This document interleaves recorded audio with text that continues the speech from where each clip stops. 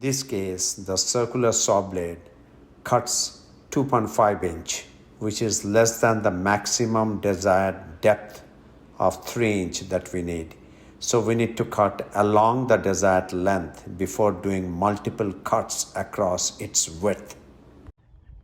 In this one, I'll cut it through this, and then instead of making these lines like this, right, I'm going to turn it over. I'm going to cut it like this.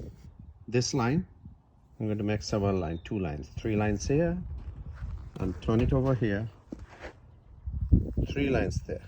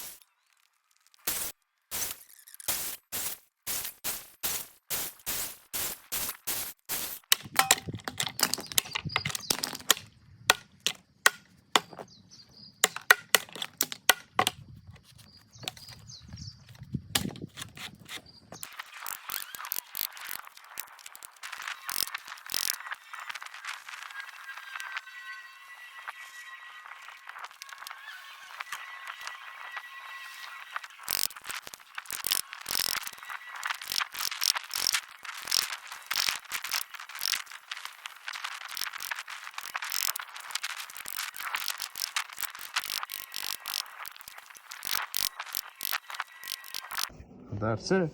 That's the final product.